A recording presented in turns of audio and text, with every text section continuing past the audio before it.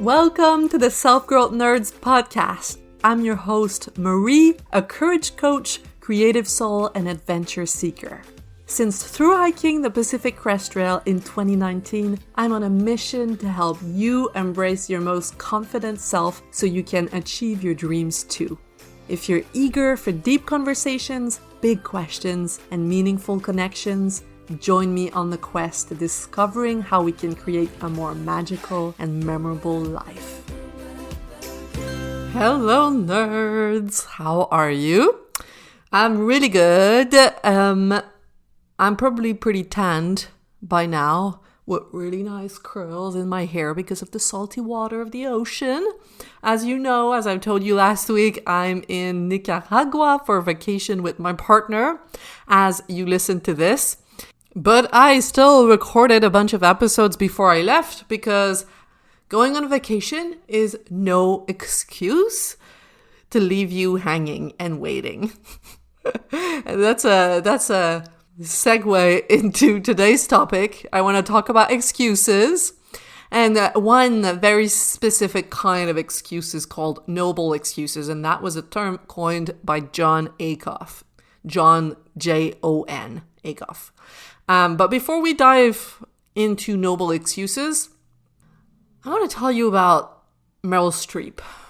Meryl Streep is amazing. I love her. I love everything she does. But her character in The Devil Wears Prada, I can deeply identify with.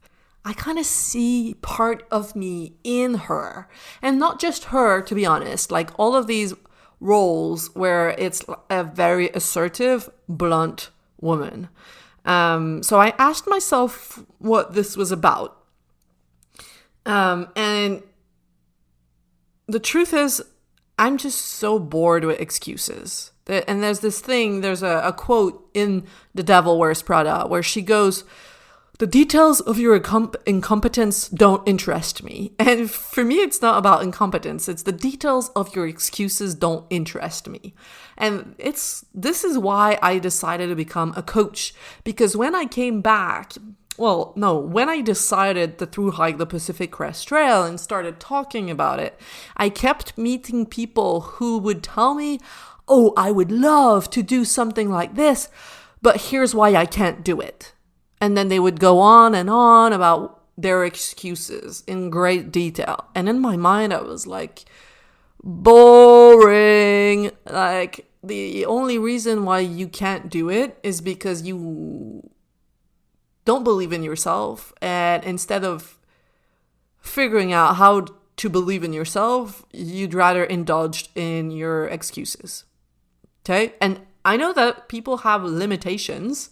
I'm not denying that there are real limitations, but it's all about how you look at them. For example, I had a client who struggled with depression and other mental health issues. She wanted to start a business.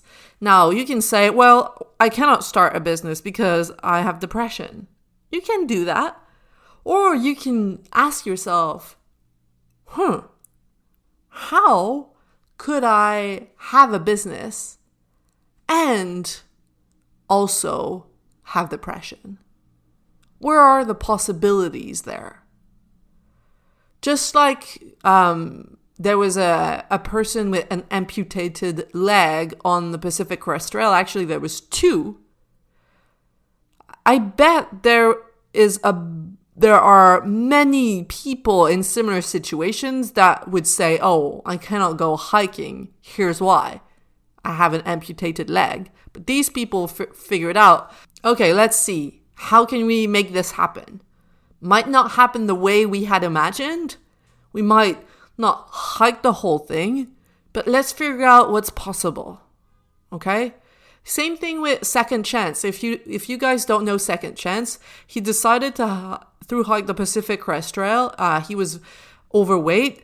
And when he started out, actually the whole time he was there, he got lots of hateful messages because there were people in his same situation that maybe weighted the same amount that had decided this is not possible for me. And he was showing them that what they were thinking were just excuses. Because he has asked himself, how do I do this? How do I make this possible? Okay? So, I was listening to all of these people sharing their dreams with me and then going, but, I cannot do this. Here's why. Basically, like making a case for their excuses, almost like being in love with their excuses, because their excuses kept them safe. And I used to do that too, I'm not like pointing fingers. We're all human. We all do this, and there's no shame in that. But the Meryl Streep in me, the devil from The Devil Wears Prada in me wants to shake that out of you. Okay? So there's this thing you really want to do, and it scares the shit out of you. That's the truth. Okay? So let's tell ourselves the truth. There's this thing you really want to do. Maybe you don't even acknowledge that you want to do it because it's so scary to you. Maybe you've pushed it down in the basement of your heart because you thought about it once and it was so scary, you told yourself, let's not ever think about this again. So, there's your dream, and you're going to want to delay that for as long as possible. That's completely normal. Completely normal. We don't want to face our fears. It's like in video games. I don't know how you call that in English, but in French, like the last monster that you have to beat, we called it the big boss. Is that how you call it too? The big boss. You don't want to face the big boss. You want to avoid it for as long as possible. And that's the same with your fears. You want to avoid having to face your biggest fears. And the thing is, often we don't know what our fears are because they don't look like fears. They look like very reasonable worries to have. Like, what if it doesn't work? What if I'm not good enough at this? What if I cannot pay my bills? What if I lose my health insurance? What if I regret it?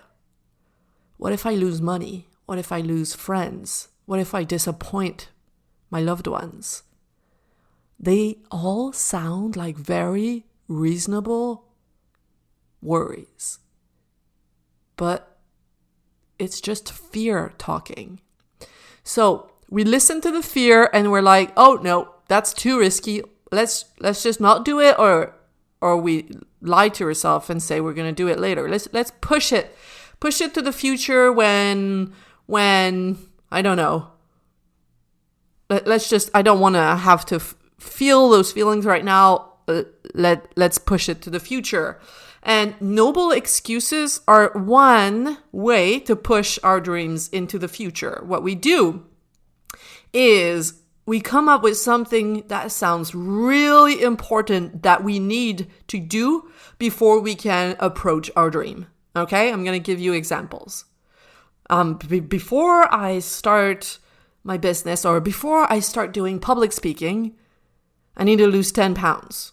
Okay, so we're going to spend the next 5 years on trying to lose 10 pounds because that is really important before I start doing public speaking. Or, I need to declutter my house first. Let's say you want to try living in a different country or in a different city. You want to move abroad, but you're like, oh no, I need to declutter my house first. That seems important. You just basically, there's this mountain over there. You want to move abroad. That's this mountain, and you're too scared of this mountain, so you're gonna add an optional mountain in front of it that seems more manageable. I'm gonna climb this mountain first, and then after that, I'll climb the other. Another example of that is, I'm just gonna go get one more diploma, or I'm just gonna go do one more course before I start offering my services, before I start charging for my services. I know a lot already. I have so much knowledge and skills already, but let me go get one more skill before I actually do the thing that freaks me out. Okay? I see a lot of that as well. Another example, let's say you're in a job that you don't like. You know what you want to pursue, but you're like, oh, I need to stay here at least one more year. It's going to look good on my resume. I find it really funny, like someone who wants to change industry completely or who wants to leave the corporate world to become a freelancer or start their own business. And they're like, oh no, I just need to stay here 1 year longer because it's going to look good on the resume. But you're not going to need a resume if you're going out on your own, if you're starting your own business. And we have to be careful because we tell ourselves these things that seem very noble. That's why it's called a noble excuse. And it's just a way to delay what we're afraid of. And one last example. Oh, I need to wait until my kids go to college to do what I really want to do, whether it be leave my partner or go on a through hike or start a business. Oh, I need to wait until my kids are out of the house. Okay? Don't tell yourself that you need to lose 10 pounds, you need to declutter your house, you need to, okay, at least own it. Take responsibility. I want, okay? That's the least you can do is say, I want to wait until my kids go to college before I do this. We're at least a little bit more honest with ourselves when we own it. Take responsibility, okay? But all of these things to me, when I hear this, it's like, oh, boring. I can smell excuses from a mile away. Please, like, I have empathy for you, I guess. I know it's hard. I mean, that's the whole point.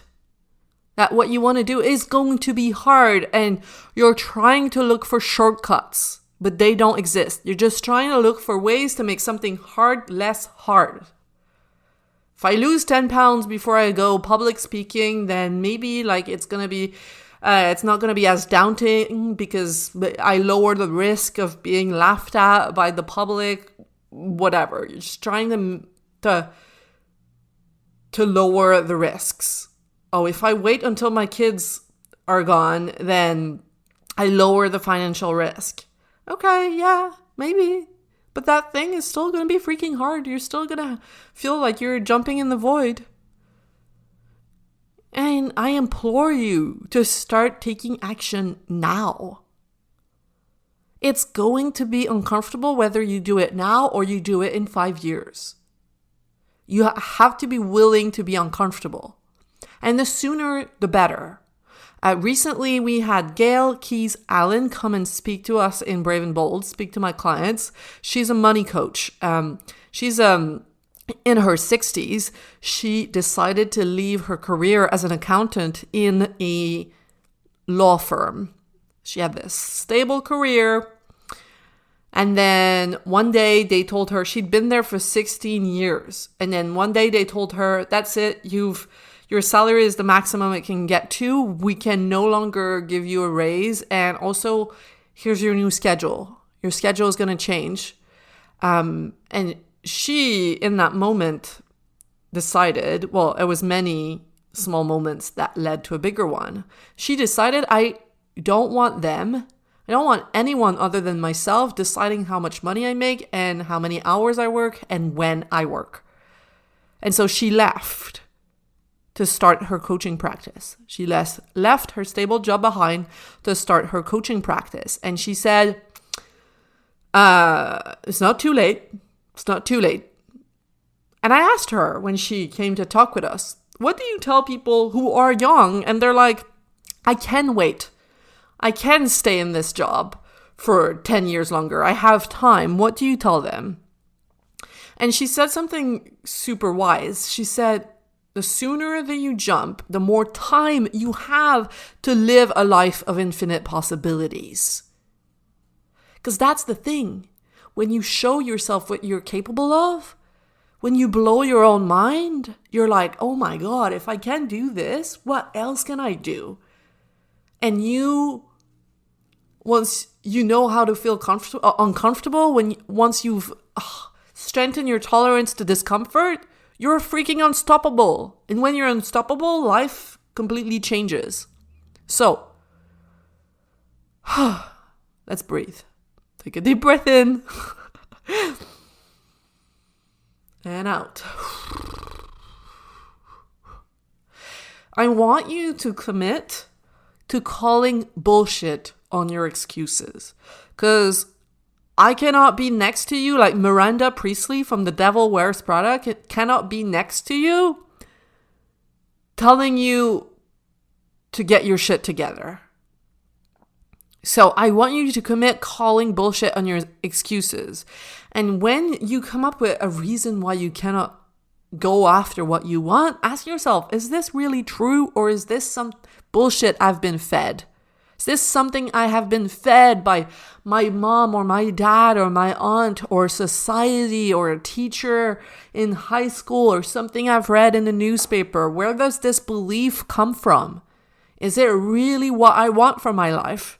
Or is this what I've been conditioned to believe? We are conditioned to believe that it's better to stay safe and stay small. And guess what? And that's what we were talking about with Gail. This way of thinking benefits those in power right now.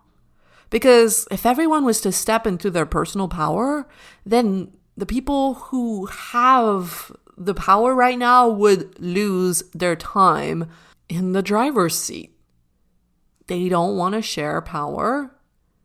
And so it's better to tell the people to stay safe, stay small. Because if they rebel against the status quo, then those who benefit from the status quo, well, they lose. So if you're angry, and I hope you are, about what's going on right now with abortion rights, for example, then instead of pouring all of your energy in pointing at the people in power, which we, let's be honest, have limited power over.